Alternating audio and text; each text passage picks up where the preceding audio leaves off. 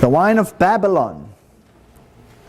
Now, the Bible talks a lot about Babylon, and we've been dealing with this issue in the last few lectures. And last night we did Revelation chapter 13, and we looked at the various components of the first beast, the one that arises out of the sea, and we saw that it speaks with the mouth of a lion.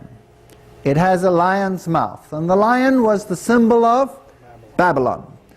Now the Bible also warns that God's people are in Babylon, and that at some stage God says, "Come out of her, my people." Is that right? Now, what good would it be if God said to you, "Come out of Babylon," and you have no idea what Babylon is? Wouldn't that be a problem? Because what would you come out of? You wouldn't know what to come out of. So the Bible has to actually define Babylon for us so that we may know what it is we have to come out of. And we've looked at a couple of pointers already. We've identified some of the components of Babylon already. And one of the main components, the one counterfeiting the Son of God, who is in the place of the Son of God, because Babylon, portal to knowledge, wisdom, God, and the word Babylon also means confusion as a whole word. So this word tells us that there is another way to salvation besides through Jesus Christ, and the beast that we refer to, the little horn power, forms a very large component. It is the false Christ, the one who is in the place of Antichristos, of Jesus Christ. So if this is the power that will be followed by the whole world, and last night we also saw that how much of the world wandered after the beast, or was astounded about the beast? It was all the world. So how prominent is this power, and what does it represent? Why does God condemn it in the strongest terms? I'll tell you why. Because it is a counterfeit system. And a counterfeit system tries to sell itself as the real thing, when in actual fact it is false. The Bible says, "Have nothing to do with the evil works of darkness, but rather expose them." Expose them, Ephesians. So let's have a look at why the system is called Babylon, and what is the prominent role that the beast power, which we have sadly identified as the papacy, plays in this Babylonian trinity.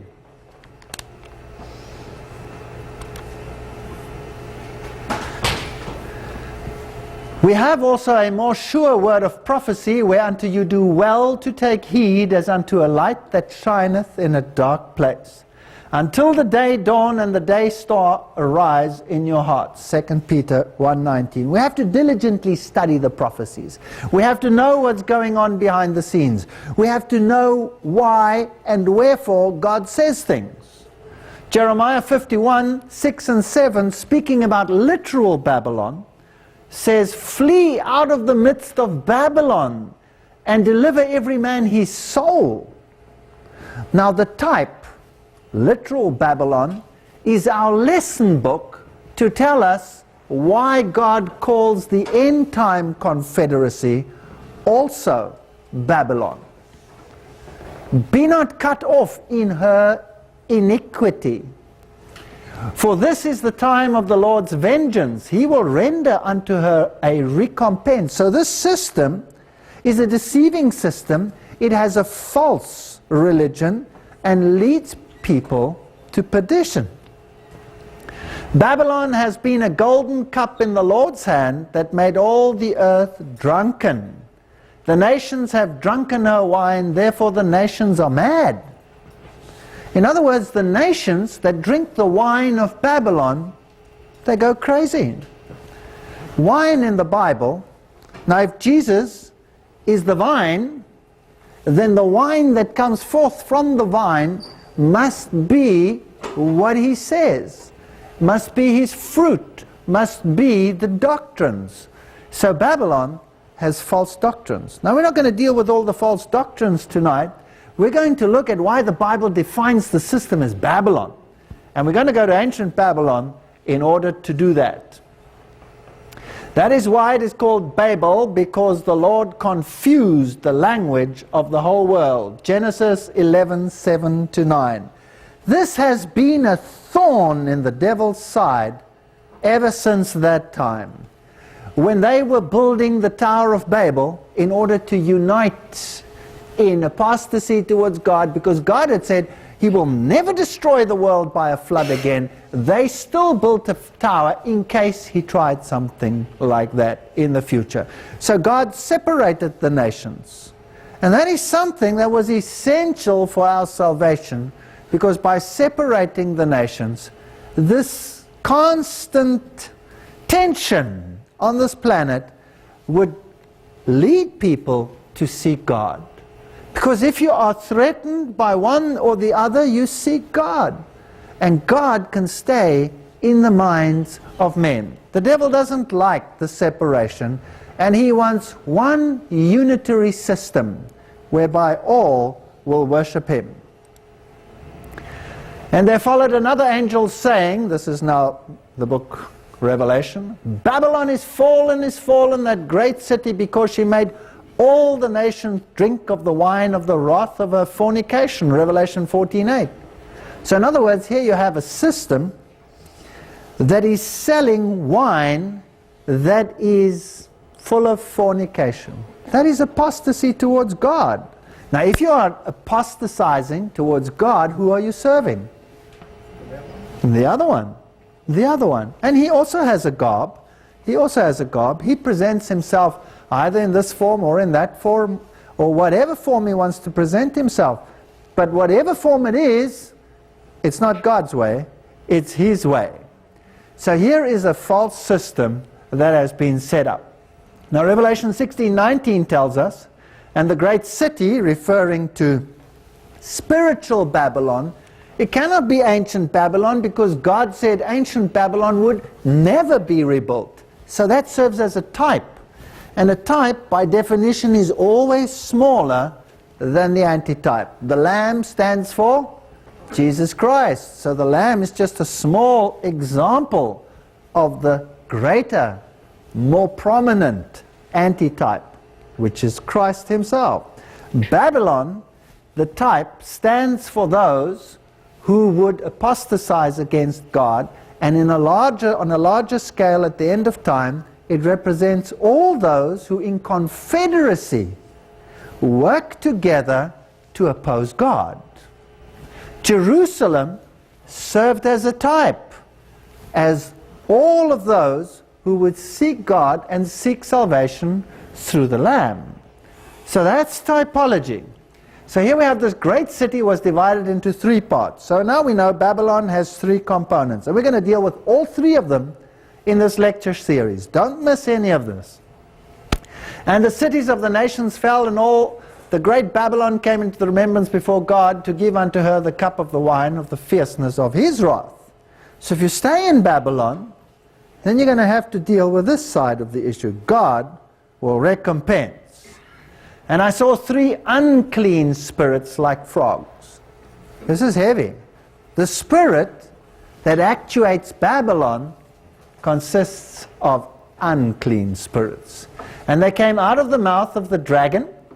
That's Satan himself, because the Bible defines the dragon as Satan in Revelation chapter 12. And out of the mouth of the beast, Revelation tells us about the beast, and we've already dealt with it in great detail. The little horn power of Daniel chapter 7, and the beast out of the sea, Revelation chapter 13, and we sadly had to identify it as the papacy, and out of the mouth of the false prophet. You know, in the other languages this comes out a little bit better. If you take it in the German, then it is Rachen des Drachens, Rachen des Tieres, Mund des falschen Propheten. If you know what that means. There's a harsher word and a softer word for the word mouth. And the dragon and the beast get the harsher word, and the false prophet gets the sadder mouth. Now the false prophet are all those who once had the truth but return back to the mother system. For they are the spirits of devils working miracles, and we looked at miracles last night, and these miracles will deceive people which go forth unto the kings of the earth, that's the political systems of the world, of how much of the world? The whole world, to gather them to the battle of the great day of God Almighty. So the conflict is going to be between this false trinity and the people of God, those who keep the commandments of God and hold to the testimony of Jesus. So mystic Babylon consists of the dragon component, the dragon, Satan, working directly with man.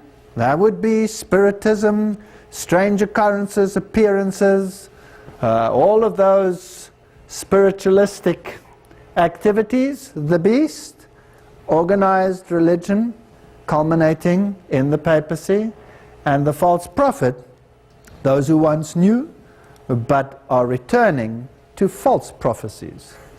We are told by Eusebius that Constantine, in order to recommend the new religion to the heathen, transferred into it the outward ornaments to which they had been accustomed in their own development of Christian doctrine. And the evidence points out the fact that Christianity early on was paganized and just took on the garb of Christianity. And this is derived according to the writings of the secret societies. It can be traced all the way back to Simon Magus. Simon Magus followed Peter and Paul to Rome, and he was a magician. He was a pagan priest who put on a cloak of Christianity because he wanted to have that power, and Peter rebuked him.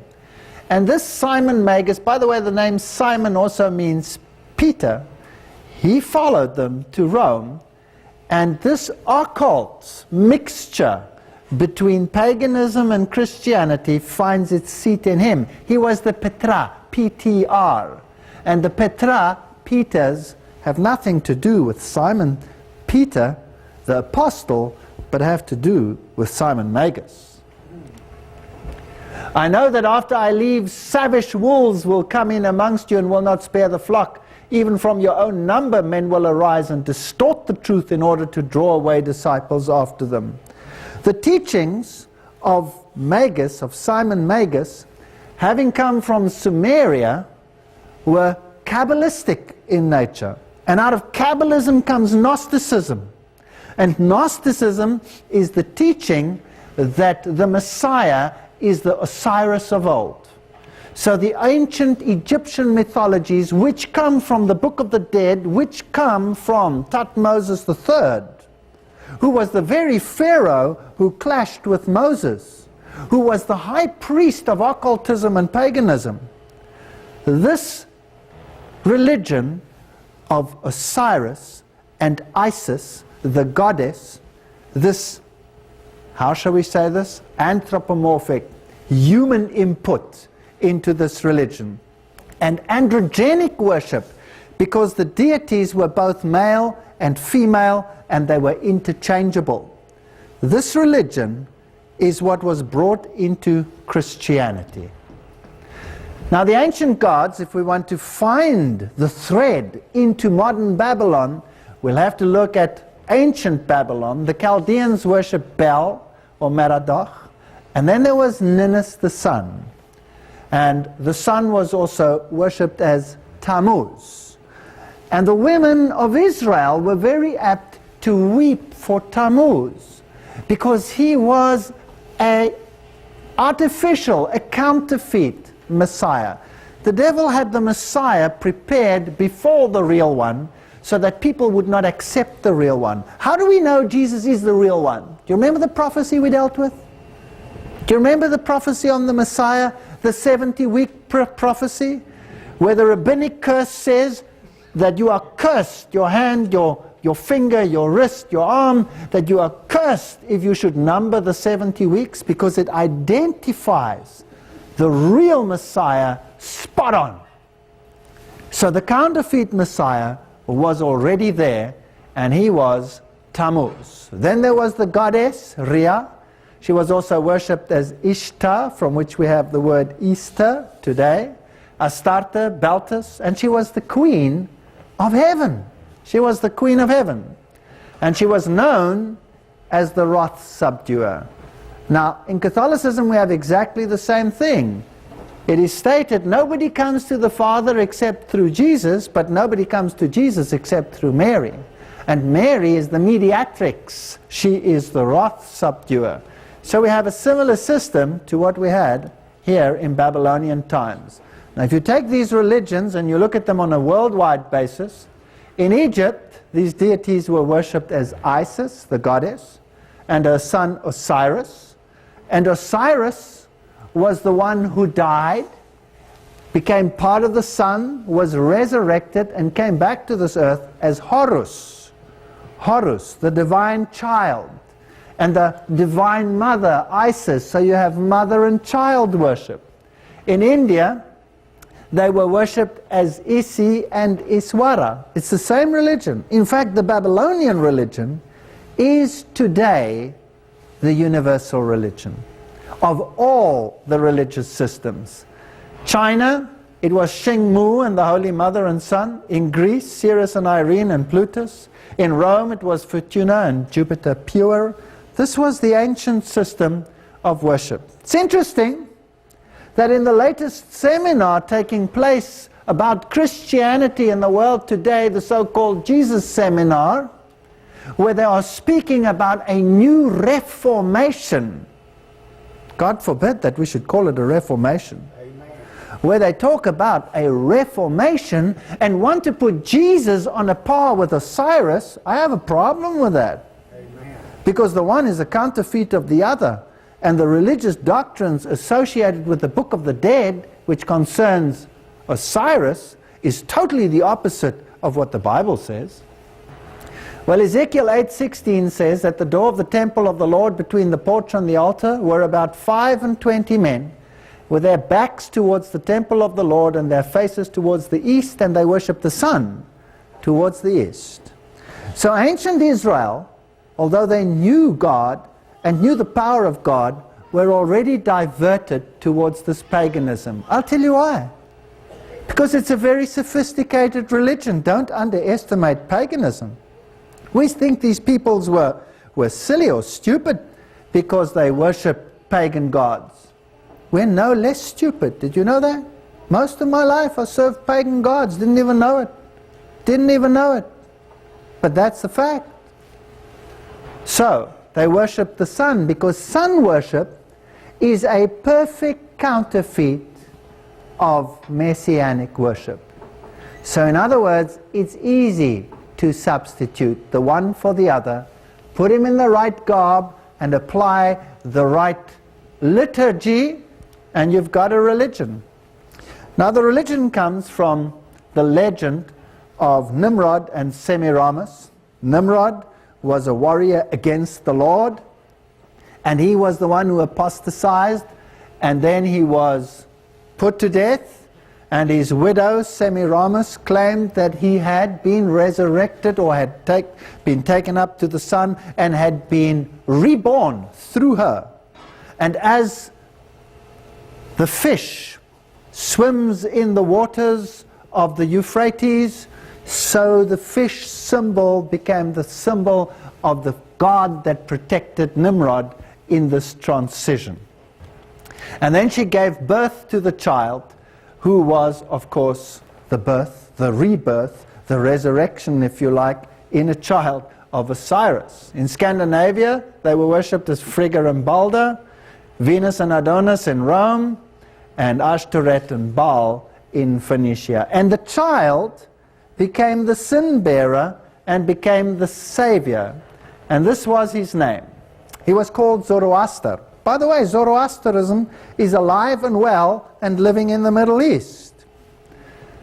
It is the seed of the woman, Mithras, the Savior. Mithraism is one of the most sophisticated forms of sun worship. And we will be dealing with Mithraism because it is astounding who Mithra was and what Mithraism is today. Even here in the United States, you'll be surprised how much Mithraism there is. Dionysius is the sin bearer, Bacchus the branch, Vishnu the victim man, Osiris king and kings. Do you recognize those titles? Those are all titles that belong to Jesus Christ. And they have been captured by these pagan deities. Now, if you were a priest of the pagan deities, then you worship this deity in many, many forms. One of the most prominent forms was in the form of the god Dagon, and the priests to Dagon, On is the Egyptian for God, Dag is fish, so it's the fish form of this god. The priests wore the fish mitre on the head, and they had a complete fish cloak. And the fish in ancient Egypt and in pagan religions becomes the symbol of Dagon. In this particular Egyptian one, you have the horns of the bull. The bull, the first letter of the Hebrew alphabet was the symbol of the bull. In the East, it was the alpha, the Aleph, the elephant. The elephant becomes the bull of the East, and these creatures become symbols of the sun god. Therefore, you have bull worship, and you have elephant worship, and the horns that were between the eyes of the bull also are a symbol of the half moon, the sickle moon, which becomes a symbol of the womb of the woman, which receives the rebirth of the sun god. So later on, they became a little bit more sophisticated, and the priests of Dagon wore the fish mitre and the cloak, and then later on, they substituted the fish cloak for colorful robes, normally in the colors crimson, which is the color of sacrifice, purple, which is the color of royalty. Now, do you recognize that sort of mitre on the top there? Do people wear it today in another form? Yes, they do. Well, let's go and see if we can find it really in the ancient Babylonian finds. Yes, we can. This one here comes from the Pergamon Museum. I took this one myself. There you have the symbol of the sun and the wavy lines, by the way. Wavy lines emanating from the sun are the sign of the female symbol. Straight lines are the sign of the male symbol. Through the union of the male and female deity, you had the birth of the Savior. And here you have priests of Dagon walking around with pails over there containing holy water. And they would have little brushes which were made from hyssop. And then they would sprinkle the people to wash them. Is that a ritual that is practiced today? Yes, very much so. Here you have a priest, a high priest of Dagon. There you had the symbol in the sky of the god Shamash, who is the symbol of the deity. He has the wings, normally the wings of an eagle. And then you have the solar symbol in the middle. There's another solar symbol, which is two stars superimposed over each other, making 8 spokes. So you make a solar wheel of 8 spokes. And if you were the high priest, then you had to bow down to the high priest, or if you were the representative or the god himself, and you had to often kiss the ring and kiss the slipper. Now, if we go to Rome, this is the Pantheon outside Rome, and this is the place where all the deities of ancient times were worshipped. And outside, you have this little statue over here, where you have a cuboid down there, which is also a symbol of paganism, by the way. Then you have the Aleph standing at the bottom, symbol of the sun god. Then you have the Stella, which is the symbol of the phallic symbol of Osiris, because when Isis put him back together again, this is one of the parts she had to reconstruct. And on top of that, you have the symbol of the cross. And we'll deal with that a little bit later. If you go into the Pantheon, you have interesting little things on the floor. You have squares. The pagan deities were either in a square or they were represented in a circle. So you have circles and you have squares. And because they were both good and evil, representing both shades, therefore you had black and white squares. Now if we go to Roman Catholic churches, you will find, in cathedrals, you'll find the fish over there. This is the ancient goddess, Astarte. There's the fish mitre with the symbol of the star or the sun and the half moon over there. And then you have a whole plethora of pagan symbols in the hand, many of which are used today. This one is used by the medical world. That one up there is very interesting. Here's a fish, for example. This comes out of Hinduism as a symbol of the pagan deity. There was the god Osiris. And here you have some interesting symbols on the mitre of the Pope. There you have the symbol of the sun god. That's one of the main symbols of the sun deity, with the four and the four spokes within a circle. And that over there is a cross, which is known as the Maltese cross. And the Knights of Malta wear that particular cross. And we will see that that particular cross, look at it carefully, is a direct symbol of the sun deity. It's got nothing to do with Christianity. Well, let's go there. Here is one of the kings of ancient times. And this is an Assyrian king, Sargon. What has he got around his neck? Can you see it?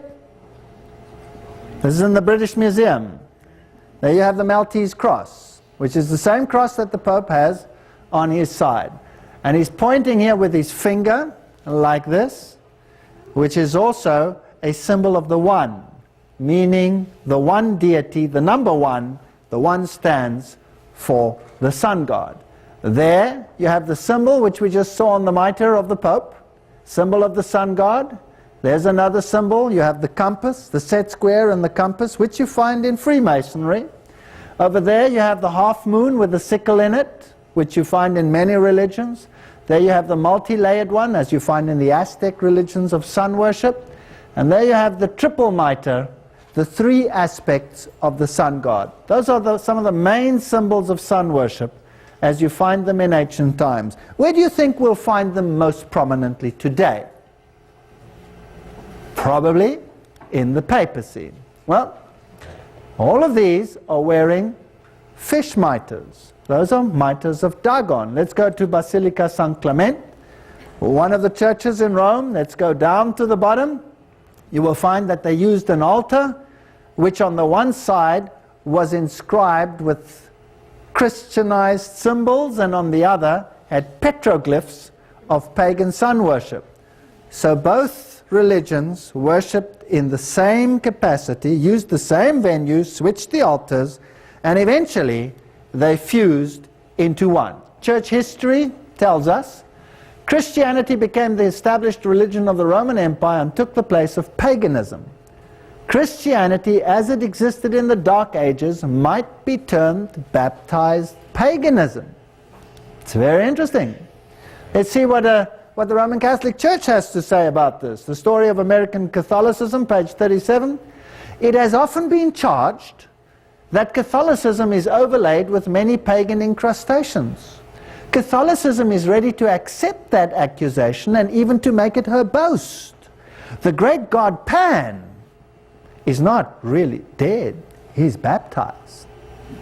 Aha! So paganism is within the church, and the real deity behind the scenes that is worshipped is not Jesus Christ, but is Osiris, in whatever form he is.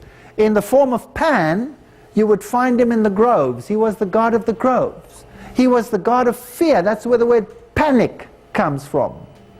And this god Pan is the one that is worshipped either as a beautiful young man who wears and carries the sheep as the shepherd, or he is worshipped as the one with the goat's feet, depending which aspect you are looking at. Because whether you worship him in his positive sense or whether you worship him in his negative sense, it's the same deity. It's the same whether you worship Lucifer or whether you worship the good side. The dark and the light are one and the same deity. Well, let me take you to this very prominent Roman Catholic cathedral. And I was looking for these symbols in this Roman Catholic cathedral in the south of Germany. And here I found what they call the statue of David. Can you see it over there with the sheep, carrying the sheep around his neck? And I was wondering whether that was a representation of David or whether it was a representation of the other one. Well, it's not too difficult to tell, because what has he got in his hand? He's carrying the pan flute. Now, did David ever play the pan flute? Yes or no? No. David didn't carry the pan flute. He had the harp, the hand harp. So this instrument tells me that this is Pan and not the other one. Then I was interested, having seen Pan over here, whether I would find Pan in his negative form in the same construction, in the same building. And sure enough, there he is. There's Pan with the goat's feet, and all the other symbols of paganism, including Janus, the two-headed one. So this is paganism in its highest form. If we go to St. John's Lateran, which is the church where the papacy speaks ex cathedra, or if you go to St. Peter's, the whole system over here, the whole construction is a system of pagan sun worship. The site is the ancient site. By the way, most of the cathedrals in the world are built on the very ancient pagan sites where the ancient deities were worshipped. The construction of these buildings are also in accordance with the ancient pagan rites. So here you have the triangle, for example, you have the famous sun dome, and you have this pillared structure which is normally known as the seat of the goddess. And if you enter into this place on the floor, you will find the official title of the papacy, which is Pontifex Maximus. Now this title comes all the way from Babylon. It has been changed through time. When Medo-Persia took over, the Medo-Persians took over the religion, the same religious system. The priests of Babylon revolted at some stage, were driven out, and fled to Pergamos. And there, the Pontifex king, Pontifex Maximus, resided until Roman times, when he gave his title, his vestments, and all the powers of being a deity as well as a high priest to the emperor. And that's why Roman emperors got the title Pontifex Maximus. And when Rome declined and the seat of the Caesar was empty, the Bishop of Rome claimed the title Pontifex Maximus, which means the bridge builder. He's the bridge between heaven and earth. So he takes the place of Jesus Christ, who is the bridge between heaven and earth. And if we want to see whether we find any of the interesting symbols, this is on the floor of the Vatican. What do we have over there? There we have the Triple Crown. Where did we see that? It's a symbol of the ancient religion that we saw there associated with the Babylonian system and the Assyrian kings. Here you have another interesting symbol. That's the lion with eagle's wings. What does the Bible define that as? Defines that as Babylon. Then you have the fleur-de-lis, which is the symbol of the union of the male and the female deities. And then you have the split tail, which is the symbol of Dagon. You have them all right over there. You even have the pagan seat, which they claim is Peter's seat. Now, in order to qualify for salvation, you have to enter in through the door. Notice how this is all based on the truth, because the devil is counterfeiting the truth. Christ says, I am the door. Nobody comes to the Father except through me. In paganism, there are three doors. A large one, a smaller one, and a medium one, a baby one. The one standing for the male deity, the female deity, and the child deity. So you have Father, Mother, Son, if you like. Well, here you have that in the ancient Bolivian culture, that was a typical sun door. There's the symbol of the sun god at the top. And here you have the three holy stones or rocks in the Futimagaro seashore, that is in Japan, and the one would be the Father, the Mother, and the Son, and on top of it you also have the portal of the divine couple, the door, the sun door leading inside. Also in Fatimagaro you have the bronze frogs, which are also a form of the deity because it's a form of pantheism. God is in everything. And you also had the frogs, of course, in Egypt. So these religions are not dead, they're alive and well. Here you have the winged sun door of Sendang, the Duar Mosque in the Hindu system. So Hinduism, the ancient religions, the Eastern religions, they all have the sun doors of Babylon. Now who would you expect, if he was going to become the high priest of Babylon in our time, to be associated with sun doors today? Wouldn't you expect the papacy, if the Bible is correct, to have the same thing? Well, there you have it. Jubilee. John Paul II blesses the holy door on New Year's Day. Where in the Bible do you read about a holy door? Do you read about it there anyway? Jesus says, I am the door, I am the way, come through me. But here you use this symbol in a totally different sense. By the way, every single pagan incrustation that you can possibly think of is right here on this outfit that he is wearing. Well, the papacy also claims that he has the keys, and he calls them the keys of Peter. They are the Petra keys, because there they are in Babylon with the lion god, the keys to heaven and to hell. Do you remember that he said that the sentence of the priest is preeminent and that God has to subscribe to it? So it is the system that determines whether you go to heaven or whether you are lost, and not God. Now there you have another symbol of the lion god over there in ancient times. So the keys are a symbol of the lion. Interesting stuff that this lion god is wearing or carrying. All these ancient deities and the high priests of these deities carry such staffs with a pine cone on the top, because the pine cone is a symbol of fertility. So now if we go into the rituals of how they treated the high priest, who was a reincarnation, just like the Pharaoh, of Osiris, and therefore a representative of Osiris in the form of Horus, if you like, on this earth. In the ancient cultures, they were carried, normally in a stool like this, and associated with it you had fans, which consisted of feathers. They could be peacock feathers, and the eye on the peacock feather is the eye of the all-wise one, of the deity they worship. Or it could be ostrich feathers, because the feather is associated with the bird, which in the final analysis leads us back to the phoenix, but we'll come to that a little bit later. Now there's the papacy, and here you have Pope Pius still being carried around in this very fashion, exactly like in pagan times, with exactly the same rituals, with the twin keys, which come from Babylon. The hand signals that are being used here are very interesting, because they are all pagan sun worship systems. If you take the dances of the Hindus, the hand signals they use, every one is meticulously practiced, because it has a meaning in terms of sun worship. Now there's the triple crown, which you would find stems from paganism, with which the papacy is installed, or the Pope is crowned. Here the crown is being brought. There are the twin tails at the back, cardinals lying down while this takes place. We have a musical interlude, that's nice.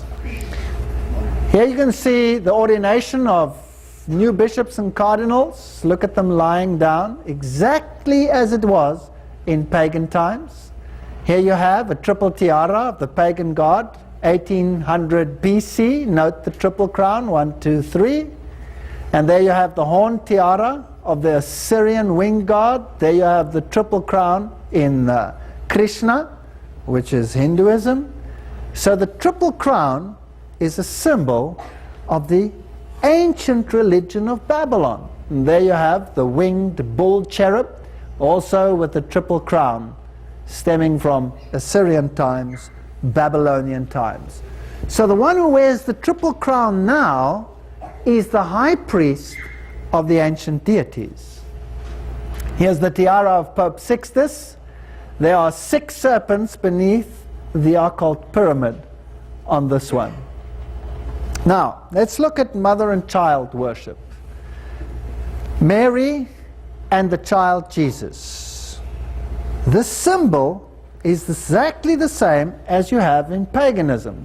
And it's interesting that you have black Madonnas and you have white Madonnas. You have black Jesus and a white Jesus. Now in paganism it was exactly the same. Osiris was either worshipped as black or he was worshipped as white, depending on what aspect of the deity you favored. In the game of chess, what do you have there? You have black and white squares. And the game of chess is designed, it's an old ancient occult game designed through Freemasonry to show that the pawn, even the pawn, can overthrow the king and outmaneuver him. In fact, you can exchange the king for the female form of the deity and become the queen, if you like. So black and white was a symbol that was already present in Osiris worship and in Isis worship, and you have it in Catholicism as well. You have the black Madonna and you have the white Madonna. If you go to Eastern culture, you have exactly the same. Mother and child worship, Isi and Iswara, Shingmu and the Holy Child. There you have it in Egypt, Isis and Osiris, or the birth of Horus. There you have it in the Hittite culture, mother and child worship. Of course mother and child will become prominent in Roman Catholicism. But if you want to make people believe that it stands for something else, you change the name of the deities. It's no problem. They've been changing throughout history. The Greeks didn't have the same names as the Medo-Persians. They didn't have the same names as the Egyptians. They didn't have the same names as the Babylonians, but it was one and the same deity, because the attributes, the character was identical. So all these deities, here you have them in the ancient Aztec religion, Quetzalcoatl and the child, and sometimes you had them as male and female, black, white, interchangeable, all the phases, the androgenic system, that the deity is both male and female. Black Madonnas in the Roman Catholic Church and black messiahs, very common, and white Madonnas and white children. Here you have it in Hinduism. This comes from the British Museum. There you have the mother, and there you have the Holy Child, the one who will be the Savior. This is paganism. This has nothing to do with Christianity, because Jesus says there is one mediator between man and God, and who is that? The man Christ Jesus. You don't have another mediator. There is no Mary to take a place, or any other saint, or anyone who can act as mediator. This is paganism. But it's not Christianity. This is Isis in her spiritualistic form. This is as she appears in New Age rituals and manifestations. We'll be dealing with that in another lecture. And here you have the symbols, the ancient pagan symbols of Hermes and Isis, right here, with the 6-pointed star in the middle of the circle, or the 5-pointed stars in other places are also used. This symbol, where do you think I found this? The symbol of the ancient gods. I found this in the Jesuit cathedral in the south of Europe, in southern Germany. What is that doing there? Well, what are these symbols of sun worship doing in Czechoslovakia, in Czechoslovakia, or in Poland, all over the world? Well, let's have a look at what the New Catholic Encyclopedia says. Pius XII affirmed strongly the queenship of Mary. So now you have a queen in heaven, but Beltis was called the queen in heaven, inserting in the calendar for May 31 a new feast of Mary Queen. So Mary is remodeled and reshaped to fit into the shoes of the ancient deity and placed in front of the people as the new mediator. That's pretty sad. because Jesus is taken out of the equation. Pius XII consecrated the world to the Immaculate Heart of Mary. So this is not consecration to Christ. I'm not knocking Mary. Mary was a blessed woman. She was a good woman. But her heritage is being misused here. And she was revered then as Mother and Queen, October 31, 1942, as a public recognition of her queenship. It's amazing that the ancient, full, complete system of Babylonian worship only really came to full fruition in our time. Now let's have a look at some of these fascinating portrayals of transference of the mediatorial role from Jesus to Mary. This one I found at Carcopecci in Rome. Here you have Jesus placing the crown of thorns on Mary's head, and she has the wounds in her hands. So Mary is the one that becomes the mediator, the one who suffered and died. And it is claimed that through Mary we are saved, because Mary is the one who through her obedience redeemed us, whereas Eve failed. Now remember, I was Catholic myself. I was a staunch Catholic for many, many years. So I was just as stunned as you are probably tonight. Now this ancient goddess, she was part of a fertility rite. And people would pray to her for fertility and for nurturing. So does Mary fulfill the same role? Absolutely. Let's go to the milk grotto, La Grotto du Lait in Bethlehem, very close to the Church of the Nativity. And let me take you down there into the milk grotto. Here you have a symbol. It's in the church. I know it looks a bit funny, and I apologize, but this is the picture that they use as an icon. Mary with her breast out, symbol of fertility, where she feeds this child. And people come to this grotto in their hordes to pray for fertility problems. Now, if you look on the ceilings of the cave, you find these white splotches. And it's called the milk grotto because it states that these white splotches that you find over here are the milk of Mary, because when she fed the baby Jesus, her milk squirted against the walls of the cave and made those white splotches. This is what it says there. And this has been authenticated by the papacy, and there is a testimony from the Vatican that this is an authentic miracle situation.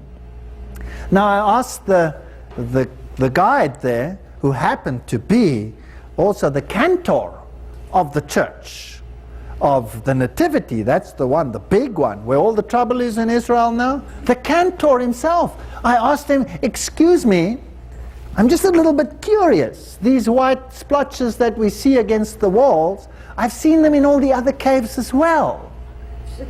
Are they also the milk of Mary? Oh, no, those are natural, but these come from the milk of Mary, you see?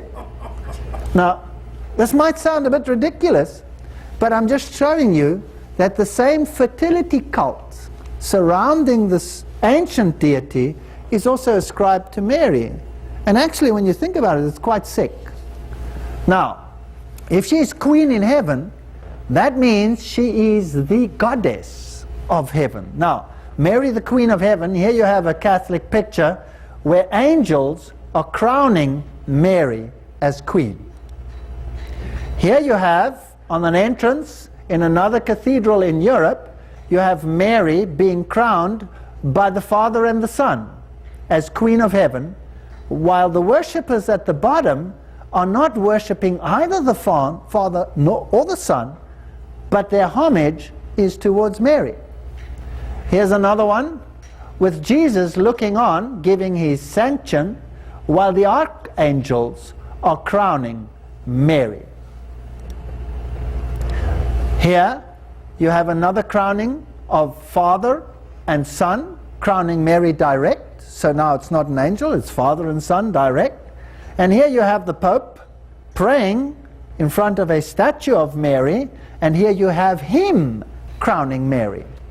So you have the whole ritual, you have the whole system of paganism built in over here to make Mary Beltis, the Queen of Heaven, the wrath subduer, the one who stands in the place of the real mediator.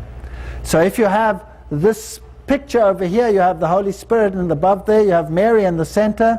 And if you look at the disciples' eyes, where are they directed? Up there or to Mary? To Mary. So she has become the mediator. Now, do we find this symbol in ancient times? Absolutely. This female deity was also worshipped as the dove. And there you have the double dove, which was also a symbol, two-headed one, which can later also be interpreted as a two-headed phoenix or a two-headed eagle, which is an interesting symbol of Freemasonry, by the way. And here you have the symbol of Juno, the dove. Here you have this symbol of Juno, which is a symbol used by the United Nations for peace. Here is another one of the dove, symbol of Juno. And the dove represents the gentler force and takes the place of the Holy Spirit.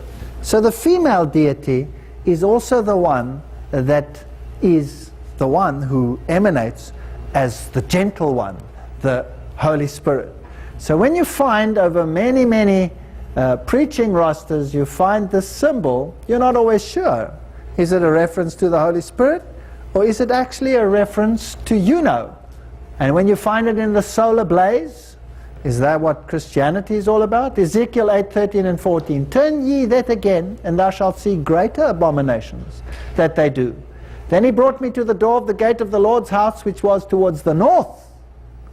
And behold, there sat women weeping for Tammuz. So ancient Israel was duped into worshipping the mother and the child. And modern Israel is being duped, talking about spiritual Israel, to do the same. Interesting thing about these ancient gods is that they were always associated with dark places. They were associated with the groves. The goddess Diana, she was the goddess of hunting. And very often a deer or something like that was associated with her as well. And she also, in all the pagan cultures, emanated out of the cave. She came out of the cave. So here you have, in these depictions over here, you have these statues inside caves. Now these are in the cathedrals. This one is in the main Jesuit cathedral in Czechoslovakia. And there you have these deities, or statues of them, within caves. And you have the letters IHS above, which today they tell you means in his service. But of course it doesn't mean in his service at all. The Catholic Church says it refers to Iesus hominum salvator, which means Jesus the Savior of men. But if you belong to an occult circle, you will recognize it as Isis, Horus, Sep, the Egyptian Trinity. Isis, Horus, Sep. Seb was the dark one. He is the other side of Osiris. Osiris and Seb are really interchangeable. The one is the light and the other one is the darkness. The one is good, the other one is evil. If you would like, you could worship them today. In occult circles they do. They worship them as Lucifer, the light bearer, or as Satan. Satanism and Luciferian worship one and the same deity. And that is why Luciferians and Satanists are often good buddies. The one practicing the light, the other one practicing the darkness. Satanists have to do good deeds in order to appease their God, and they have to sacrifice to their God. Luciferians have to do exactly the same thing. And they can interchange, they can sit on both chairs, because it doesn't matter whether you worship on the dark side or whether you worship on the light side. And it gets frightening, because you cannot tell the two apart sometimes. Well, if you go to the ancient cathedrals, this is the cathedrals in Cologne, you have the symbol of Apollo, the sun god there, And then you have the moon and the stars. Sun, moon, and stars. That's the three aspects of the sun god. Like you had Brahma, Shiva, Vishnu.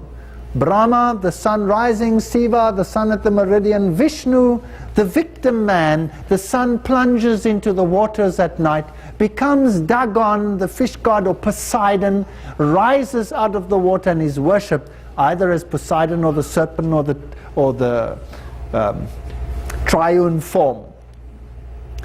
In this cathedral over here, you have very interesting relief. Here you have the lion with eagle's wings with the sun at the back. A very prominent Babylonian symbol, and the Roman Catholic Church calls this a symbol of St. Mark. Now I'm sure you'll find great difficulty finding a lion with eagle's wings with a solar blaze behind the head as a symbol of St. Mark, would you? Now what is he looking at? He's looking at a circle over here with a cross in it. And that was one of the main symbols of the solar deity. This was a symbol of Lucifer, the symbol of the circle with a cross in it. You find it in many, many organizations today. The other symbol, of course, is the symbol of the bull. Remember, the bull is the number one letter, the one, the symbol of the light bearer, Lucifer, also with the blaze behind him. They call him St. Luke, of Marcus or Luke, and there you have, again, the same symbol. Also butterflies, symbol of fertility cult. The butterfly goes from flower to flower. The bee is also a symbol of the fertility cult. It also goes from flower to flower to flower. Young girls, if you have the butterfly tattooed onto your shoulder, it has a much deeper meaning than you might think. Let's see if we can find the symbols of the bull and the lion. Sure we can. There they are, the Isis and Uranus temple number 3. Encyclopedia of the Unexplained Magic, Occultism and Parapsychology. Isis is associated with both the bull cult and the lion cult and the phoenix cult. There's the phoenix.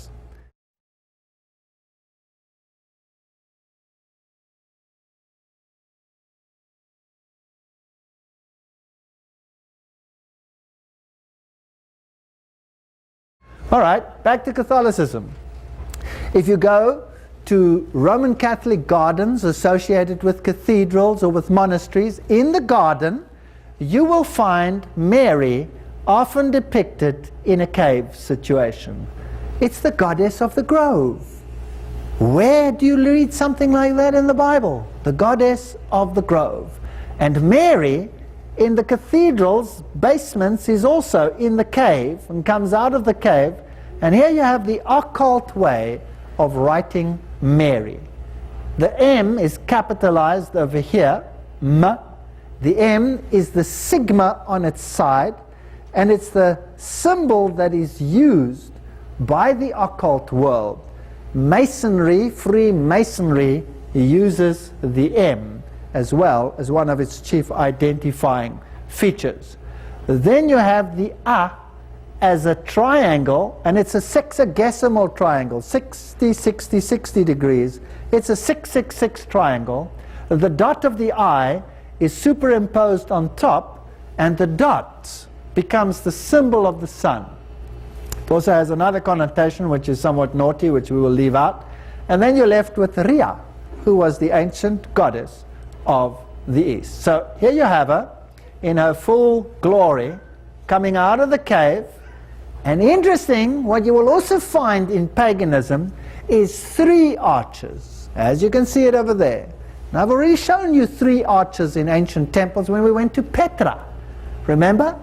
We went to the one temple and I showed you 3 arches, and I said that has to do with paganism. Now in Catholicism you find 3 arches associated with the deities, and the goddess or the gods often come out of the cave. That's why at Lourdes you have the Pope praying in the grotto. Now this is not something that is just for Catholicism. It's all the pagan religions. The goddess Diana, she was the god of the forests, and then she was also the goddess of hunting. So that is what you have. Now here in Japan We have another interesting feast. This is the sun goddess, Amaterasu, as she emerges out of the cave. In their annual festivals, they celebrate this goddess. Notice that her face is painted white, and her hands are often painted white. Now, when you have miming, for example, you have the people with their hands painted white and their faces painted white. These are ancient rituals that can be taken back to sun worship. And we bring them right into our churches these days as something unique and exciting. And in a final analysis, it's sun worship. If you take the African culture, when they become initiated into the fertility of manhood, the fertility cult, then they paint their faces white with kaolin clay and their hands. So this is where it comes from. So these ancient goddesses were all the goddesses of the caves. And she's the one who crushes the serpent's head. But Christ is the one who should crush the serpent's head. But the irony is that she doesn't only crush the serpent's head, she nurtures the serpent. Because the serpent, through her, represents death and resurrection. It is the counterfeit of the death and the resurrection of Christ. So through the female, you have the fertility power to produce new life, and therefore it has very heavy sexual connotations, this religion. Do we find the same in Catholicism? Yes, unfortunately. Because Catholicism today is the ultimate form of the ancient Babylonian religion, and therefore, sadly, the papacy must be the high priest of the ancient occult pagan religion. Here you have Mary, dressed in blue and white, and there you have her standing on the serpent, just like the ancient goddess, and she's standing in the half moon, which is the symbol of the womb and is the symbol of the female deity. By the way, the blue can be the color of obedience. If you take the sanctuary, then blue is the color of obedience. But if you take the dark side of the worship, so on the one side you have white and blue, which is obedience and righteousness, but if you turn the deity on its other side, then you will have black. You have the black Madonna, and she has blue. Then blue becomes the color of promiscuity. Blue is the color of promiscuity and sexual debauchery. Have you heard of blue movies, for example? So both sides are worshipped. So you have Mary standing on the serpent's head. And now let's see what Roman Catholicism says. This one comes from the cathedral in St. Mary's Cathedral in Cape Town. And the sinner says here to the Immaculate Mary, the vows of my baptism, I renounce Satan. And then it says, in the presence of the heavenly court, I choose thee this day for my mother and mistress. I deliver and consecrate to thee as thy slave my body and soul, my goods both interior and exterior, and even the value of my good actions, past, present, and future, leaving to thee the entire and full right of disposing of me, and all that belongs to me without exception, according to thy good pleasure, for the greater glory of God in time and in eternity. Amen. So, who then becomes the ultimate deity in your life? Is it Jesus or is it Mary? Must be Mary. So you have replaced Jesus with another deity. Now I was stunned. I was stunned. When I came here in Syria, I was recently in Syria, and I did a tour of those ancient sites, archaeological sites. And I came here to a town called Sardinia, which is in a totally Islamic land, and there you have this huge statue of Mary, and you have this huge statue of the deer. Now the story goes that the king, an ancient king, was traveling through here, and he saw the deer, and he went hunting the deer, and he left his troops behind, and as he pulled his bow and his arrow to shoot the deer, it transformed itself in front of him into Mary. And Mary said to him, you must build me a monastery in this place. Now this is a site of worship not only for Catholics but for Muslims as well. And this is interesting because this is where religions meet. And here, miracles take place. In this particular monastery, they have an icon. And this icon was supposedly drawn by none other than Luke. It's an icon of Mary with child, which is a bit weird because Luke didn't know Jesus as a baby. But besides that, the icon leaks tears of oil. And the oil stands there, and you can take this oil as something to cleanse you or for holy purposes. And as someone was walking out with the oil, they spilt a drop. And of course it changed into the image of Mary. Now this is the monastery, built on an ancient hill. So immediately I was suspicious and thought to myself, if this monastery is standing on an ancient hill, then it's an ancient high place, and I should find the evidence of the ancient pagan worship of the deity in the form of the ancient arches. So I went walking all around this monastery and over this hill, and I was so pleased to find it. But nevertheless, there it is. The monastery stands on top of the hill. It's an ancient high place. That is the cave. It is sealed with a cross where the ancient worship took place. There are the triple arches, and they have Greek inscriptions, and they are dedicated to the ancient pagan deities. So Catholicism is the age-old Babylonian religion encrusted. Here is the place where the drop fell, and they have this bar around it with all these locks on it. I don't know what purpose the locks serve. They don't lock anything, but there are lots of them. Can you see? And there it is. That's where the drop fell, and it formed the image of Mary. Let me enlarge it for you. There it is. And this is the ancient painting that was supposedly painted by Luke. So you have all these ancient incrustations and pagan forms of worship. Now the little baby, which is supposedly Jesus, is here worshipped in this cathedral in Rome as Tammuz. Now they call him Bambino, baby Jesus. But look at him, crowned in gold and silver. This is the most precious little doll that you can imagine. And here are all the letters that are written to Bambino. This is Tammuz. Jesus never came like that, did he? My Jesus was born in a manger. He didn't come dressed in gold and jewels and silver and being worshipped as a little baby like that. These are the ancient, or the letters that are written. Catholicism teaches that you can be forgiven in advance for your sins, even to this day. Here you have the La Santa Scala. This is the staircase.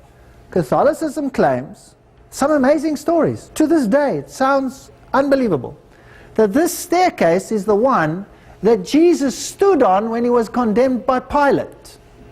And he had the crown of thorns, and the blood dripped down, and there are drops of blood supposedly still on the staircase. And they've put little plaques over it. Now you can crawl up that staircase, and if you do this, and you kiss the places where the drops of blood supposedly fell, then you get 90 days absolution. 3 months, free, ahead of time. Go and have fun, you're forgiven months ahead of time. By the way, where did that staircase come from? It was, of course, in Jerusalem. How did it get here? Well, Rome claims, and you can find this today right there, that it appeared one night, transported by angels from Jerusalem to Rome. And there it stood one morning, and they built the cathedral around it. You can believe it if you like. Let's have a look at the Mass. Well, this photograph comes from the Church of All Nations, and you will notice over here that the altar stands on a rock. Now, in all pagan religions, you have holy stone worship, holy rock worship. And God in the Old Testament constantly warns against those that have their holy stones and their holy rocks. Catholicism is encrusted with it. Catholics teach that the sacrifice of the Mass is and ought to be considered one and the same as that of the cross, as the victim is one and the same namely Christ our Lord. This is Catechism of the Council of Trent. This is not just some source. So Christ is sacrificed again and again every time the Mass is said. They crucify to themselves the Son of God afresh and put him to open shame, Hebrews 6 verse 6. The Bible says, by how many sacrifices did he make forever? One sacrifice forever. So the sacrifice of the Mass is in a sense a symbol of the victory of Lucifer over Christ. He keeps him sacrificed. And the crucifix, where Christ stays on the crucifix, is a symbol of the victory of Lucifer over Christ. Now in paganism, the cross was also worshipped as a symbol of the sun, of course. And Lucifer made that one of his main symbols.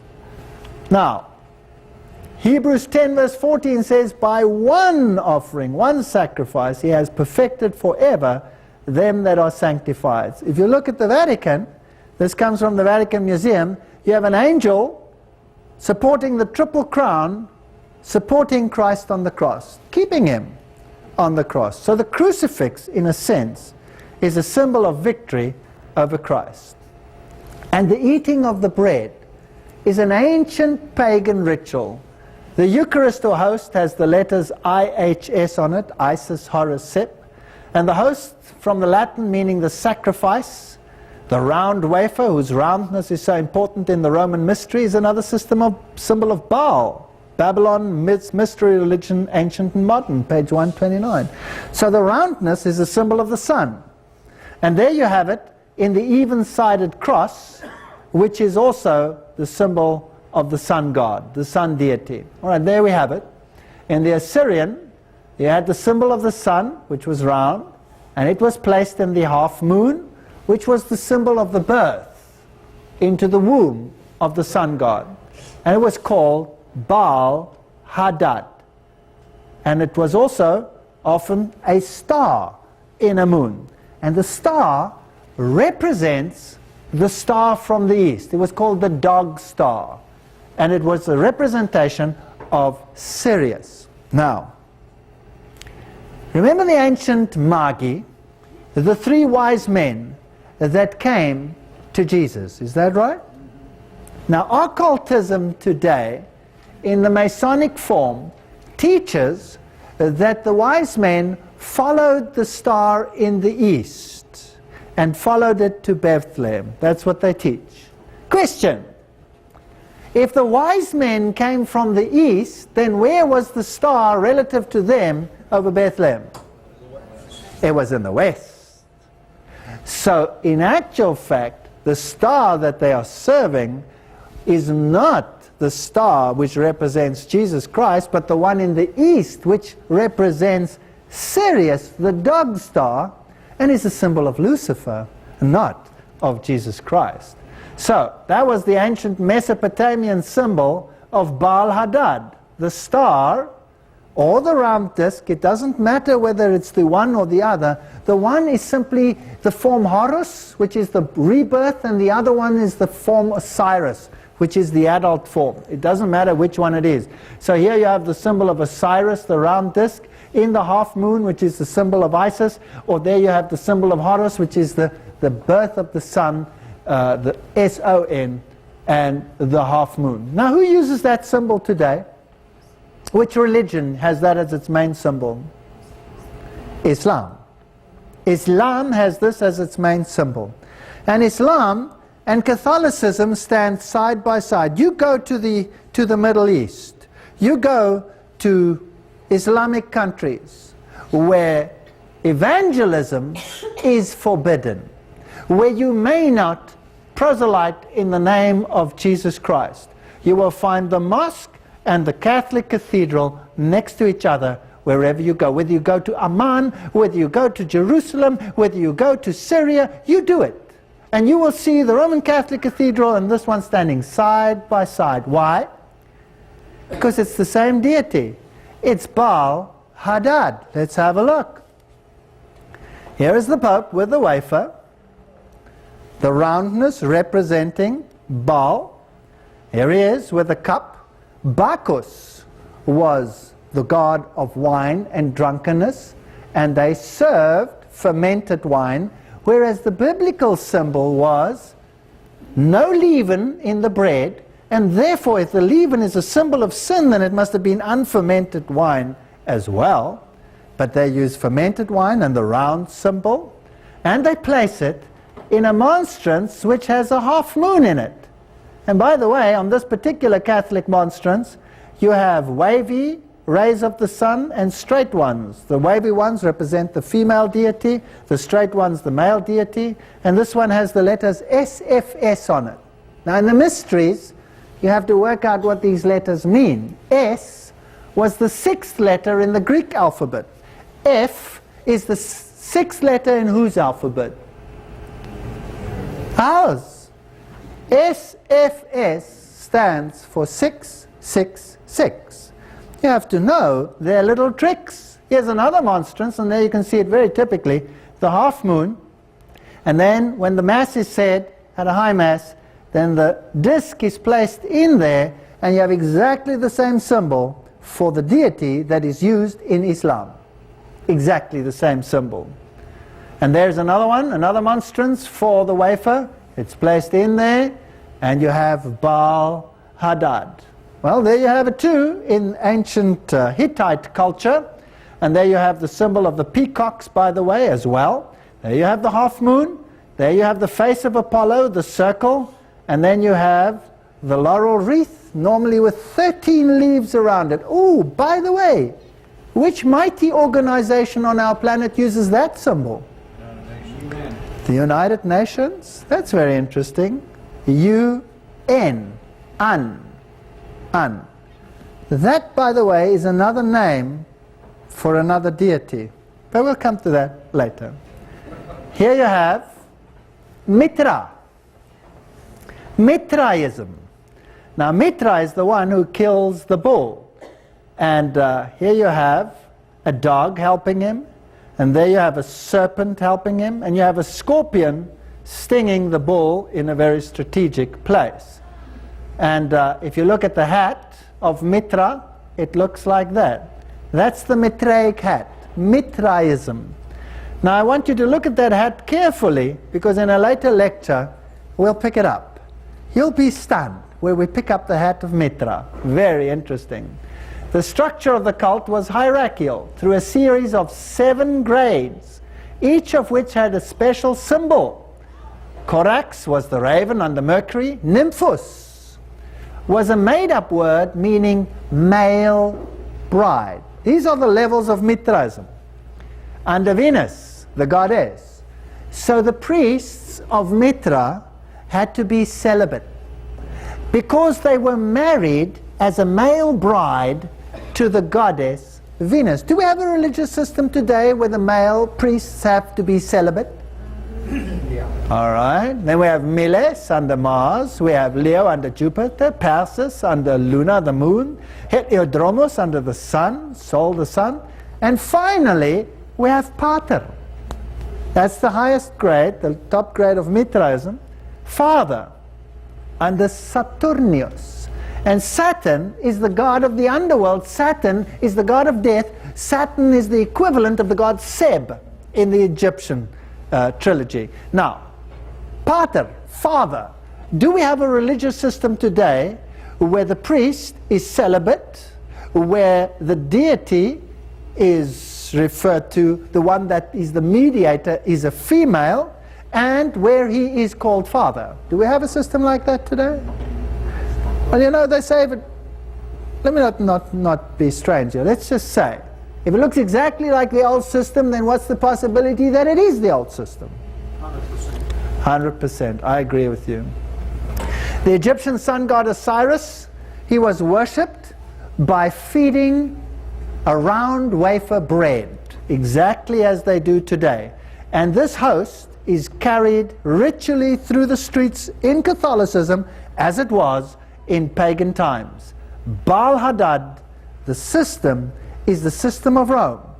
Do you think in the final analysis that the big religions of the world will have a problem in identifying with the Bishop of Rome? Yes or no? No. No, they won't have a problem, because under layers of strata of hidden doctrine, and what the masses know and what the insiders know, at the very top they are one religion and they serve the same master. Now, I'm not going to tell you who served the master because I could be accused. Let's ask the Bible. What does the Bible say? Who gave him his seat, his power and great authority? Revelation chapter 13. The dragon. The dragon. And who's that according to the Bible? That's Satan. So that's Luciferian worship. That's what it is. Here you have the symbols of sun, moon and star in Catholicism on all their cathedrals. And this one is fascinating. This is a Catholic cathedral in Germany as well. I was stunned. It's all over the place. Look at this, even in their clocks. They know what they're doing. They know what they're doing. This is a modern building. Here you have the symbol of the moon and the star. And when the clock goes round, they have the birth of the sun god, Baal Hadad, Baal Hadad, Baal Hadad, Baal Hadad, telling the world who the deity is. That's why you have her over here in the half moon, with the blaze of the sun, straight and curled rays. There you have the full catastrophe as well. Straight, curved, in the half moon, standing on the serpent. These are ancient pagan deities. There you have the Trinity as well, the half moon with Mary and child in the half moon. Same in all these ancient paintings. And the symbol of the bird feeding his flesh to his young. Symbol of the phoenix who rises from the ashes and gives his life. 6 dialogues on the Lord's Day. Sunday being the day on which the Gentiles solemnly adored that planet, the sun, they called it that. The Christians thought fit to keep the same day and the same name of it, that they might not appear causelessly peevish, and by that means hinder the conversion of the Gentiles. This is Roman Catholic thinking. So in other words, Sunday, worship of the day of the sun, comes in. The Bible says, her priests have violated my law and have profaned my holy things. They have put no difference between the holy and the profane, neither have they showed any difference between unclean and clean, and they have hid their eyes from my Sabbaths, and I am profaned amongst them. We saw how Rome shifted the Sabbath day from the Saturday to the Sunday to bring it in line with pagan worship. Webster's dictionary says Sunday, so called because this day was anciently dedicated to the sun or its worship, the first day of the week. There's a reason for that. It's because that really is the worship. They're not deceived. Those in high positions know exactly what they are doing. They know it exactly. Here's the face of the child in the fertility symbol on a Roman Catholic altar. And what you have around there, I will not explain. Let's rather leave it alone. Male, female symbol, face of Apollo. The Catholic world says the sun was the foremost, what is that? Symbol of heathen. Hence the church would seem to have said, keep that old pagan name, it shall remain consecrated, sanctified. And thus the pagan Sunday dedicated to Baal, to Balder, became the Christian Sunday sacred to Jesus. This Jesus is not Jesus of Nazareth. This is the other Savior, Yahweh the Savior, the other God in the place, the counterfeit Savior. There you have the sun as a symbol over there. There you have a symbol on a stained glass window of the changed law. Only 3 on the one tablet. There should be 4. There you have the face of Apollo on a Greek temple. And of course you will find it on the Roman Catholic altar because it's the same deity. Can you see now why this beast has lion, Babylonian, Greek, the leopard component, the bear component, the feet, because for example, the tiara that the Pope is crowned with comes from Medo-Persian times. There you have it in Scandinavia. There you have those other symbols on the walls. Let's forget about them. And you have the symbols of the sun all around. This is fertility cult stuff.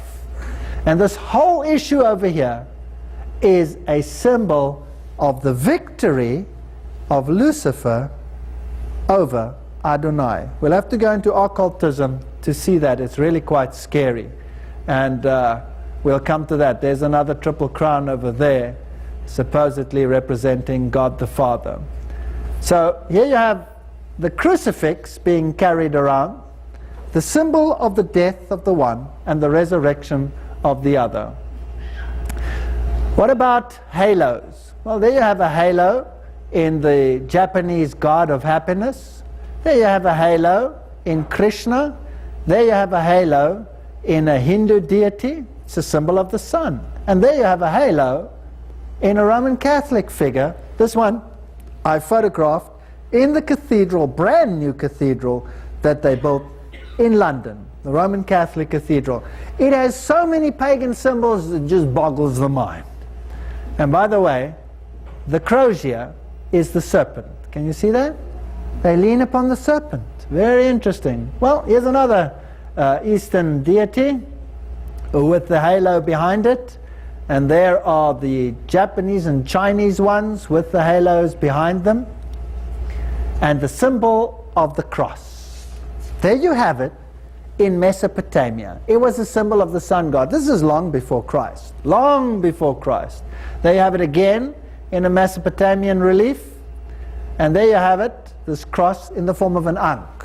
An ankh is a symbol of life. The deity gives life. And the pagan priests wore it around their necks. So you have this line going around, coming down, and very often stretching up here. Now, who wears something like that today? Roman Catholic priests wear it. So there you can see the line going around, the ribbon going around is this part going around the neck, and very often they have the lines going up the side, symbolizing exactly the same thing.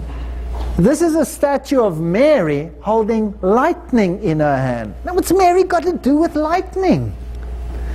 Well, there's a statue of Zeus with lightning in his hand, because whether you use the male form or the female form, this deity being androgenic, it doesn't matter. It's one and the same deity. Pagan symbols and hand signals. This is the pagan symbol of the ancient Trinity. It's also shown like this. And there you have it in Roman Catholicism.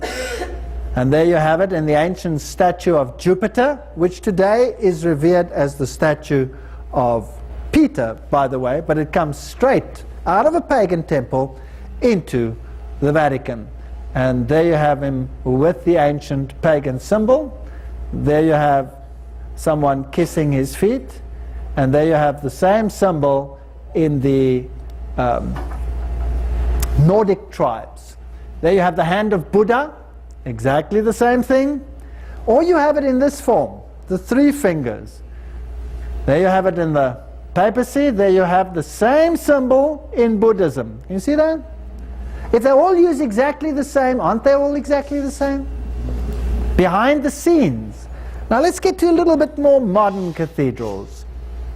This symbol of the sun over there, and this triple yin-yang, which is the ancient symbol of sun worship, you find in the Roman Catholic Cathedral.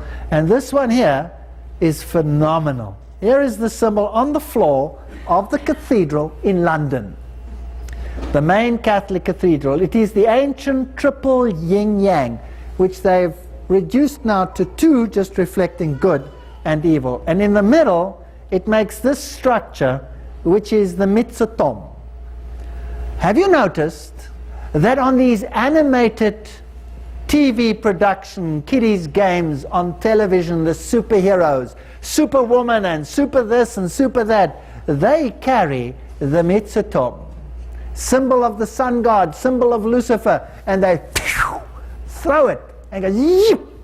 Ninjas also use it, the Mitsotom, symbol of Lucifer, on the floor of a Roman Catholic cathedral.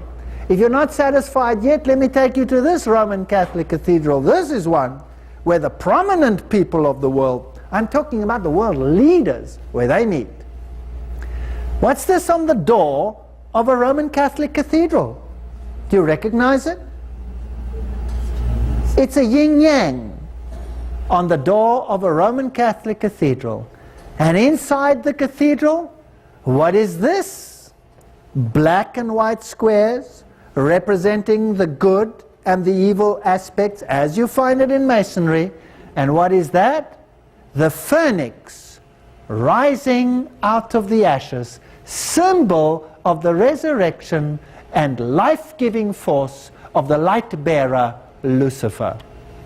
Very interesting. Well, here you have the trident. There's another trident. Now, some tridents are depicted with wavy and straight lines. That's again union of the male and the female. Poseidon, Neptune, all of them had the trident. Do you think we'll find the trident in Roman Catholicism?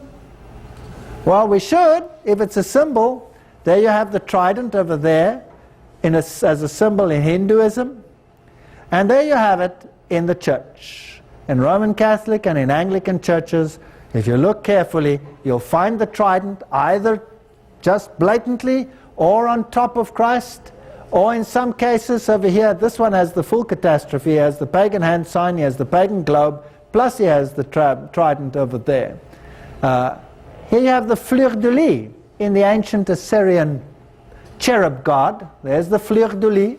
They use this as a symbol because it has a fertility connotation. Here's Isis with the fleur-de-lis. Would you expect it in Catholicism? This comes from paganism. Well, yes, the fleur-de-lis in Catholicism, in a Catholic church, on a Catholic altar. There you have the fleur-de-lis coming, this is in Nuremberg in the cathedral, on the head of Christ and coming out of both of his ears. Rather sad. One can't hear very well with the fleur-de-lis in each ear. And then, of course, you have beads, mantras. Have you heard of mantras? Well, Matthew chapter 6 verse 7.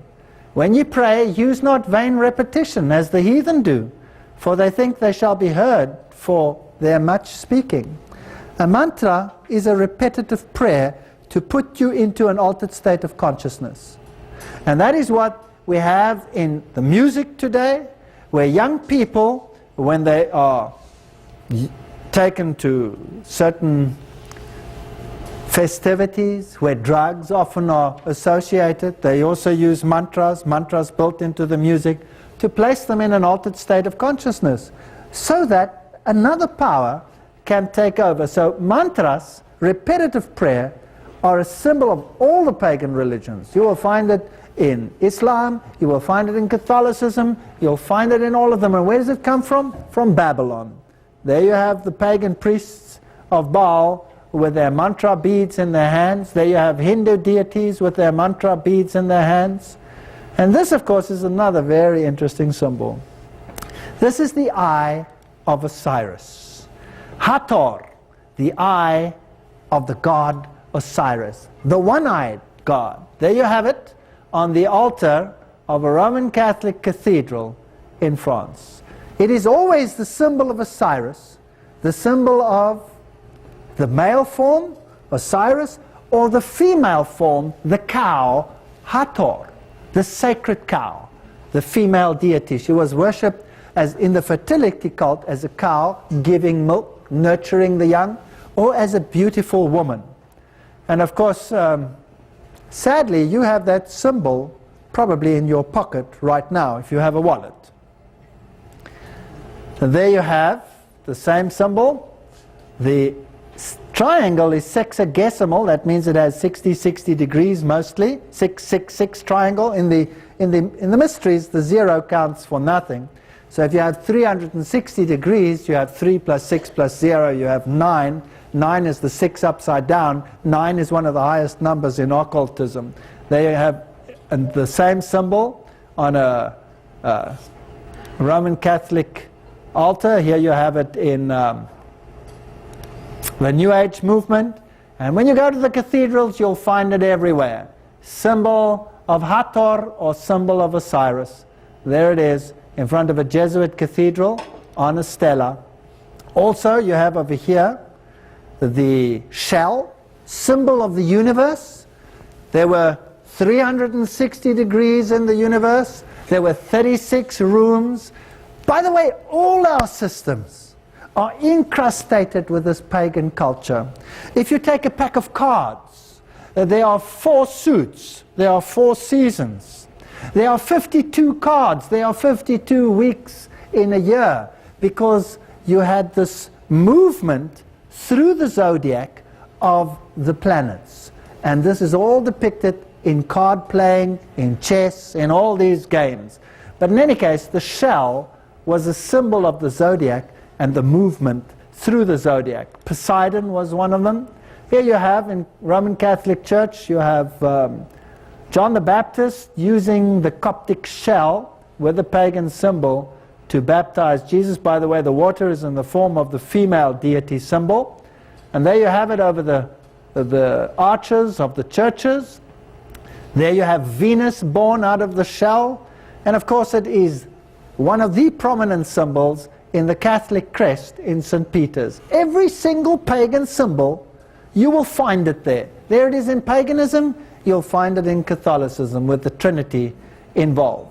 The globe, another symbol of the pagan deity. Here's the god Mitra, holding the globe representing the universe. He is the other deity. The biggest globe in the world, where will you find it? On top of St. Peter's. By the way, that is a Rosicrucian cross, and it has those symbols over there, and they have also a fertility connotation, which we don't have to discuss in any detail. There's a globe as well. You'll find it all over the place, the globe, symbol of Mitra. This is Tammuz, but they say it's Jesus, with prayer beads around his neck and with a globe in his hand. Same with this statue over here, the globe in the hand. Sacred Heart worship, which you find in Catholicism, there you have it in Quetzalcoatl. You'll find it through all the pagan cultures. It comes from Babylon. And if you go to the Vatican and you look at the greatest center of this type of worship, you'll find all the pagan symbols of sun worship right here in St. Peter's. The sun worship, the moon worship, you have the serpentine pillars of Bernini's canopy, you have every aspect of pagan worship. You even have the dome, which is known as the sun dome, symbol of sun worship. And on the floors of the cathedrals, you will find the symbols of the zodiac. That is why stargazing, astrology, all of these things, that was the culture of the Chaldeans. And today, you have your stargazers and your people telling the presidents of the world which way they should move. The world hasn't changed at all. Golden Door, the Chapel of St. Ignatius. This is in San Francisco. There you have the unicorn, and there you have all the ancient systems, right down to from the phoenix, to the dragon, to the peacock, to the ancient P and the X, which stands for 660 plus the circle, which stands for the 6 or the 9. Remember the circle around it. 360 degrees, 3 plus 6 plus 0 is 9. 9 is the 6 upside down. So you can have that pagan symbol on many of the altars, and it stands for 666. That's what it stands for, whether we like it or not. You have the staff and the mitre and the unicorn. Now, let's get a little bit closer and find out whether the Pope literally represents the ancient deities. Here you have the eagle god with a pine cone. That was the symbol of fertility. Here you have the ancient winged cherub with the pine cone, which was the symbol of his power through the fertility cult. The biggest pine cone and staff you'll find here, one of the biggest at least, here in Osiris worship. This is the Egyptian deity. Osiris had the shepherd's rod with a pine cone on it. And there you have a Hindu deity with a pine cone in his hand. So they're all the same. The pine cone, symbol of the Mexican religion, pine trees, Christmas, all those interesting things. There you have Dionysius with his staff with a pine cone on it. A little bit of Bacchus with a pine cone on it. And there's the biggest pine cone in the world in the court of the Vatican. There's another one in the Vatican court with a symbol of the female deity, because Isis always walked with 2 peacocks, symbol of fertility, in the Vatican Square. And there is the crozier, the shepherd's rod of the Pope, and it always has the pine cone on it. Do you think they know what they're doing, or do you think this is pure chance and incidental? Well, it can no longer be chance. It can no longer be chance. This is the staff that the present Pope uses. It's the same one, by the way, which was used by the previous Pope, And it has this cross, the bent cross. And it has Jesus down there, like that, making the sexagesimal triangle. There's the pine cone on his staff. And the bent cross is the symbol of Lucifer. You'll find it in Luciferian worship, you'll find it in Satan worship, and you'll find it in places where you will not expect it. What about the pagan feasts in Christianity? The solar symbol and the feasts of France, you had summer solstice and winter solstice. Those have become the feast of St. John, and the feast of the Immaculate Conception, where they jump over the fire. These are Roman Catholic festivals, they are pagan festivals.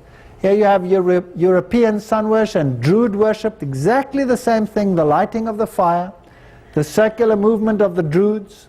The Druids today are alive and well and living in Britain. Did you know that? And you know that Druid worship, well, let's not get into the details. Let me leave a little bit for later. It gets very exciting. The tower burning, that's the festival of St. John and Urbs. That is still used today. What about Christmas? Well, Christmas is celebrated everywhere. Christmas is a representation of the serpent who gives life to the tree Osiris, who was cut down, and through the life of the serpent, the life-giving serpent, the tree sprouts and gives rise to a young shoot. This was decorated with round globes and lighted up in ancient times to celebrate the rebirth of Osiris in the form of Horus. They would also take the log, which they called the Jewel log, and throw it in the fire, representing the death and the suffering of Osiris with his resurrection. The mistletoe, symbol of fertility and love. If you stand under the mistletoe and get kissed, that's it, you're in love. Well, what was the sacrifice to the gods on that particular day? The main sacrifice were two unclean animals. It was the goose and it was the pig. If you go to Europe, in Germany, the dinner for Christmas is the Christmas goose. If you go to England, it is the gammon. The gammon and the goose, the two offerings. Later, different birds were substituted, but the pig deity is right there in with it. Here you have the goddess Amaterasu, Soraya worship. Here you go, whether it's Amaterasu or Soraya is incidental. Here Soraya rides through the heavens with his horse-drawn carriage. And on the winter solstice, Soraya rides through the heavens drawn by his carriage. Well, depending where you were, here you have Soraya being drawn through the heavens with a horse-drawn carriage. If you were the god Zeus, for example, in Greece, then you were drawn through the clouds and through the sky on the solstice, which was the 25th of December. You were drawn through by a carriage drawn by goats. But if you lived in Scandinavian countries where there was snow, what do you think the animal was that drew the sun god through the skies on the 25th of December? Well, there you have the medallion of Cybele. You have her in a carriage, and you have the sun and the half moon with a star being born in it. And there again you have the Indian miniature Soraya. It's exactly the same Soraya, whether it is Cybele, or whether it is the one form of the deity or the other. If you go to the Versailles in France, Helios and his sun chariot coming out of the water, being carried away. These are the symbols. They celebrate Elijah's transformation as he's riding through the sky. They make a sun deity out of it. They take all the symbols of Christianity and change them to pagan symbols. Now here's the Hittite Rhyton. Can you see that? Same as in Scandinavia. The carriage was drawn by reindeer. Now where does that symbol come from? That's an interesting name, right? Santa. Now does that stand for saint, or is that sancta?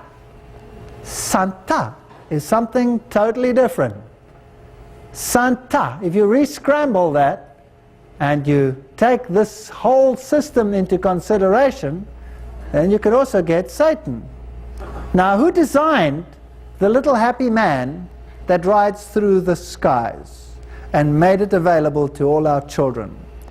Well, it was Walt Disney. And Walt Disney was a 33-degree Freemason. Now, what is the God of the 33-degree Freemason? Well, we'll have to ask them what it is. And for that, because I'm not going to say it, I could get into trouble. Let them say it, and they can get into trouble, right? Come to a future lecture, and let's see who the God of the 33-degree Freemason is. Let's have a look at the origin of Santa Claus. 4th century historical evidence shows that St. Nicholas never existed as a human. He was rather Christianized version of the pagan sea god, the Greek god Poseidon, the Roman god Neptune, the Teutonic god called Nikar, Nicolaitans.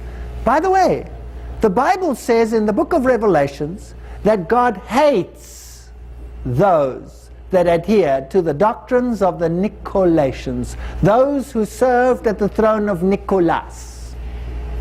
Revelation says that. But here we have Nicholas riding through the skies. And our children say, please, St. Nicholas, bring us a present. Where's Jesus? In Christmas. It's got nothing to do with Christmas. In the early centuries of the Christian church, many pagan gods and goddesses were humanized and converted to Christian saints. When the church created the persona Saint Nicholas, they adopted Poseidon's title, the sailor. They picked up the last name from Nika. Various temples of Poseidon became shrine of St. Nicholas of the Nicolaitans, which God hates. This comes from the Women's Encyclopedia of Myths and Secrets. It's not me saying these things. What's the theology of Santa? Santa is taught to most children. He's omnipresent. He can visit hundreds of millions of homes in one night. He's omniscient. He monitors each child. He's all-seeing, all-knowing. He knows if they were good, if they were bad. He does have great powers. He can manufacture gifts for hundreds of millions of children in one night, each delivered to the correct child. He's all good, all judge. He judges which children have shown good behavior, and he's eternal. He never dies. What do you make of him then? Well, ecclesiastical history of Socrates attributes the introduction of the festival of Easter into the church to the perpetuation of an old usage, just as many other customs. This is Encyclopedia Britannica. So Easter is the feast of Easter. Did you know that the Pope had the calendar shifted to bring it in line? That's why we have the Gregorian calendar today, to bring it in line with the pagan feast of Easter and force this worship onto the Christian world. It's paganism. We think we're Christian, but we're not. Let's ask the Catholic Encyclopedia. That should help. The Easter fire is lit on top of the mountain. This is a custom of pagan origin. The church adopted the observance into the Easter ceremony. They admit it. Well, Easter, the egg, Heliopis, Typhon, the egg. Where do you read about Easter bunnies and eggs in the Bible? I haven't seen it, but here it is, pre-Christian painted eggs. It comes from paganism. It is sun worship. And the bun with a cross on it, symbol of Tammuz. I see the woman baking cakes for the Queen of Heaven, symbol of the goddess worship. So we have exactly the same, the hot cross bun. Now let me just put you straight on something. I'm not hooked on symbols. I don't care what symbols they use. I don't care what flowers they use. I don't care what symbols they use. It doesn't matter. It's just a symbol. The fact that Satan applies that symbol to his worship is his business. If somebody gives me a hot cross bun, I'll eat it. Cross or no cross. It's just a bun. But the fact of the matter is that there is a deeper connotation. The Roman bath, England, notice the serpent symbol. The serpent is the life giver. You find it in Egypt. You find it in Hinduism. Everywhere you find the serpent. It is the most prominent symbol. There you have the Hydra. You find it everywhere. Would you find it in Catholicism? Of course. Here's a modern cathedral with a serpent, and the main crest of the Vatican has the dragon serpent on it. And the dragon on the papal crest in the Vatican Museum, Vatis means the diviner, Khan is the serpent. Vatican means the divining serpent. Dragon worship. That's what it is. The Bible says the dragon, gave him his seat and power and great authority. There's the same symbol as was used for pagan Rome, because the Vatican has taken the seat of Caesar. It's one and the same thing. So there's the ancient symbol of the dragon on a Roman bridge. The Vatican has just taken it over. The greatest serpents in the world you will find on Bernini's canopy in Rome. It's interesting that St. Paul's Cathedral, which was a Protestant cathedral, has been totally rebuilt and now has a duplicate of Bernini's canopy inside it. And on this altar you have the birth process taking place in Pope Joan, the only female pope who was a male but turned out to be a female and gave birth. They don't hide it, they put it onto the altar. It's part of the fertility rite. The bee, on that same altar, symbol of the pagan fertility rite. Just as the crosier of the goddess was a serpent, so the crosiers of ceremonial bishop's dress is also either a dragon or a serpent, as you would find it in Egypt as covering cherub serpents. Solar wheels. Now it gets exciting. I'm almost done. Hang around. A Syrio-Babylonian altar with the solar wheel. Notice there's the straight one and there's the curved one. So you have two crosses, one in the other. They don't always have to be curved and straight, but the one represents the female, the curved one, and the other one represents the union of the male and the female. So you have 8 spokes in this system. This is called the solar wheel. Now there you have the solar wheel in a Buddhist temple, and there you have it in Egyptian, the Osiris riding the solar wheel. See, it's just 8 spokes. And that's really what it is the 2 crosses, symbol of the sun god, coming together. There you have it in the Catholic cathedral in Notre Dame, and there you have it on that famous temple at Karanak in India, where they have all those terrible sculptures which are associated with that form of worship. There's another solar wheel with a Madonna holding it. There's a modern one on a Roman Catholic altar. And the biggest solar wheel in the world you will find in the Vatican Square. There it is. Now this is an interesting story. This solar wheel, there it is. There are 8 spokes. If you count them over there, 1, 2, 3, 4, 5, 6, 7, 8. In the middle, you have the main symbol of the sun god, which is the circle with the cross in it. Remember I showed you the bull and I showed you the lion looking towards the circle with the cross in it? That's the symbol of sun worship. And in the middle, you have the stela. There it stands, the symbol of Osiris, transported from Egypt to this particular spot, and the Pope had it moved to that spot. And he commissioned, or he put out a tender to move it. And he commissioned that those who moved it to this spot, should they let it fall and it should break, all the workers would be put to death. It took a long while to find someone who would actually do it, but they finally did it and built it. Now the interesting thing about this is that you have this huge solar wheel, and you have a wheel within a wheel. There's the wheel within the bigger wheel. Now the throne of God in Ezekiel is described as a wheel within a wheel. And here, the throne of another deity is described as a wheel within a wheel. We have today on this planet a real, live representative of all the deities of Babylon. In other words, the vestments, the title, Pontifex Maximus, can be traced all the way back as it came through history, and it today subsides in the papacy. I'm not condemning any Roman Catholic. Remember, I'm not talking about people, I'm talking about a system. The system represents it. And I believe there are many, many priests in Roman Catholicism who serve God to the best of their conscience, and God acknowledges them as His children. I believe that. And I've met many, but when they hear the truth they come out of her, my people. You cannot serve both Baal and the other one at the same time. You cannot serve good and evil at the same time. You cannot serve two masters. So there is a choice involved.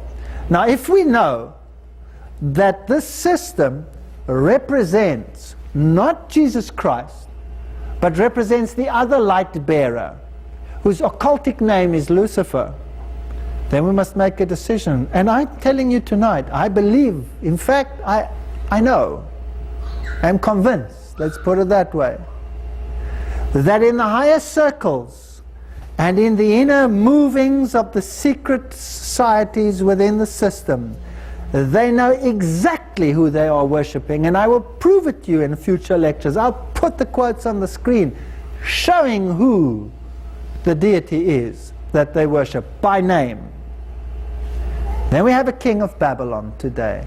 If anyone bows down to him and accepts his authority over and above the authority of God, then you are bowing down to the system and you become subject to the king of Babylon. And that is something which we as Christians should not do, because the Bible tells us, come out of her, my people, that you be not partakers of her sins. I know that this is terrible information, but all I've done is I've shown you paganism, I've taken you to Babylon, and I've traced it through all the religions, and you find its greatest manifestation every single time within Catholicism. Down to the rod that he carries with the pagan incrustations on it, he knows exactly what he's doing. They know exactly what they're doing and where it comes from. But it's hidden under a garb of Christianity. And when you do that, you call it deception. Now, I was a Roman Catholic, and when I saw these things, when I studied Daniel chapter 7, I was shattered. I got sick, because I was really a sincere Roman Catholic. I got sick. And I studied the scriptures, and I went to the libraries to see if these things were so, and they were so. I studied the history, and I said, there must be a way out. This cannot be. And it was so. And in the end, I had no choice. And the more I looked, the more I studied, the more I saw that I was being duped into believing in another God. I remember sitting once in a Roman Catholic church, and I was sitting there and I was saying, every time I come to Mass, every time I go down on my knees, every time I go take the wafer, and I feel so empty, please talk to me, God. Do you exist? And I sat in that church and I said, God, if you exist, please reveal yourself to me and show me that you exist, because I cannot understand the ritual anymore. I cannot have a relationship of ritual. I need a relationship of the heart. Tell me whether you exist. It was the most dangerous question I ever asked, because it led me to the Bible, and it led me to show you what I show you tonight. I don't condemn any Roman Catholic. I was one myself. My whole family is Roman Catholic, and I love my family. And I don't want them to be lost. I don't want anyone to be lost. I'm not condemning, I'm revealing. Choose thee this day whom you will serve. Thank you. And come again to the next lectures. Please don't miss them. Thanks for coming.